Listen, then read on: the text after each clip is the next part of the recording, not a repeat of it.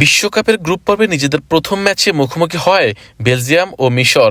ম্যাচের শুরুতে আক্রমণাত্মক ফুটবল খেলতে দেখা যায় মিশরকে। মোহাম্মদ সালাহকে সামনে রেখে একের পর এক আক্রমণ চালায় তারা। অন্যদিকে রোমেলু লুকাকুকে ছাড়াই মাঠে নামে বেলজিয়াম। ম্যাচের ১৯তম মিনিটে আসে কাঙ্ক্ষিত গোল। বক্সের বাইরে থেকে দুর্দান্ত এক শটে বেলজিয়ামের জাল কাঁপান ইমান আশুর। আন্তর্জাতিক ফুটবলে এটি তার প্রথম গোল, আর সেটি বিশ্বকাপের মঞ্চে মিশরকে এগিয়ে দেয়। গোলের পর আত্মবিশ্বাসী ফুটবল খেলেছে মিশর। বেলজিয়াম বলের দখল বেশি রাখলেও আফ্রিকার দলটির সংগঠিত রক্ষণভাগ ভাঙতে পারেনি। ফলে ১-০ ব্যবধানের লিড নিয়ে বিরতিতে যায় তারা। বিশ্বকাপ ইতিহাসে এবারই প্রথম কোনো ম্যাচে এগিয়ে থেকে প্রথমার্ধ শেষ করে মিশর। বিরতির পর ম্যাচের সমতা ফেরানোর জন্য চাপ বাড়ায় বেলজিয়াম।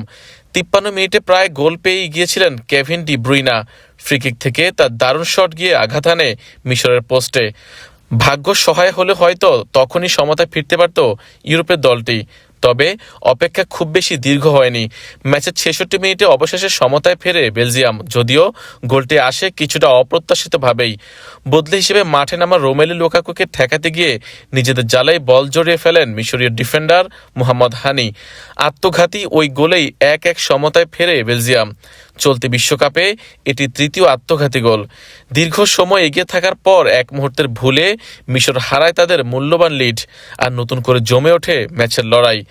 শেষার্ধে আক্রমণ পাল্টা আক্রমণে দুদলের কেউই পারেনি ব্যবধান দ্বিগুণ করতে। ফলে ১-১ গোলের ড্র নিয়েই মাঠ ছেড়ে পয়েন্ট ভাগাভাগি করে নেয় দুই দলই। Ariful Islam, EN sports.